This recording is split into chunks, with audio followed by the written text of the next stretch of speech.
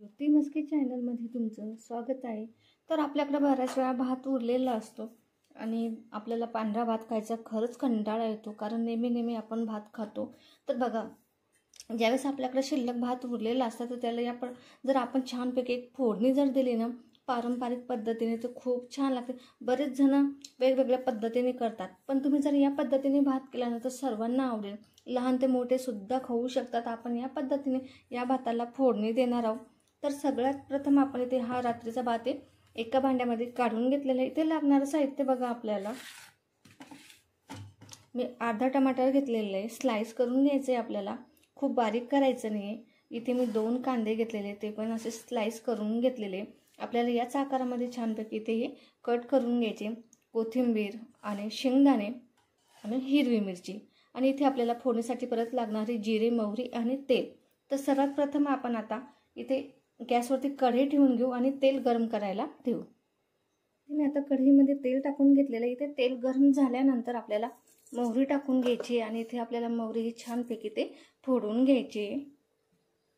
इथे आपली मोहरी फुटलेली, इथे लगेच आपण जिरे घालून घ्यायचे आणि इथे टाकायचं आहे आपल्याला स्लाइस केलेला कांदा।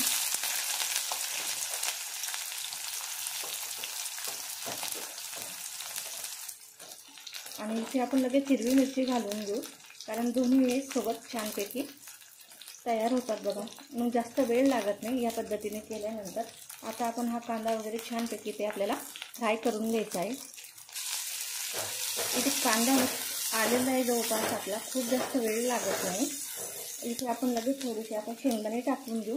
इथे शेंगदाणे पण आपल्याला भाजून घ्यायचे। जर तुमचे भाजलेले शेंगदाणे असेल तर तुम्ही ते नंतर हे ॲड केले तरी चालेल, पण आता हे माझे शेंगदाणे भाजलेले नाही, त्याच्यामुळे मी ते अगोदरच ॲड करून घेतलेलं आहे। इथे आपण आता छानपैकी त्याला फ्राय करून घ्यायचे बघा। कांदा हा छानपैकी ते लालसर झालेला हवा आपल्याला।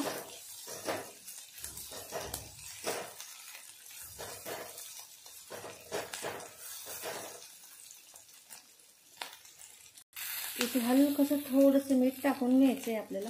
तसे आपण भातामध्ये पण मीठ घातलेलं असतं, त्याच्यामुळे तुम्ही किंचित मीठ टाकून घेतलेलं आहे।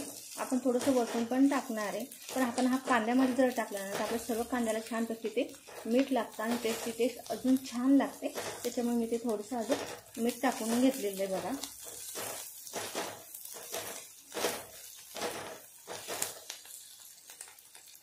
आता इथे आपण टाकून घेणार टमाटर। इथे तुमच्याकडे जर बीट असेल तर तुम्ही ते बीट पण टाकू शकता, पण माझ्याकडे बीट नसल्यामुळे बीट इथे स्किप केलेलं आहे। आपण इथे बरेच जण तुम्ही शेजवान चटणी पण घालता, तर इथे आपण हा हिरव्या मिरची करणार आहोत, त्याच्यामुळे मी इथे शेजवान चटणी स्किप केलेली आहे।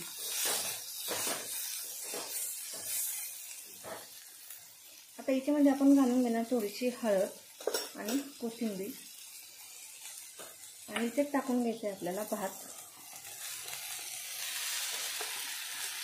आता हा भात आपण इथे छानपैकी एकसंग करून घ्यायचा आहे आपल्याला। आता इथे एकसंग केल्यानंतर हा खूप छान लागतो, त्याच्यामुळे इथे आपल्याला हा एकसंग करून घ्यायचा आहे। इथे परत आपल्याला थोडंसं मीठ घालून घ्यायचं आहे आणि परत आपल्याला हे मिक्स करून घ्यायचं आहे बघा। बरेच जण याच पद्धतीने भात करतात, काही वेगवेगळ्या पद्धतीने करतात। आता ही पारंपरिक पद्धत आहे, तर तुम्ही कोणत्या पद्धतीने करता मला कमेंटमध्ये नक्की। माझा व्हिडिओ आवडला असेल तर प्लीज लाईक, शेअर आणि कमेंट करा, आणि जास्तीत जास्त शेअर करा। तर इथे झालेला आहे बघा आपला हा भात तयार।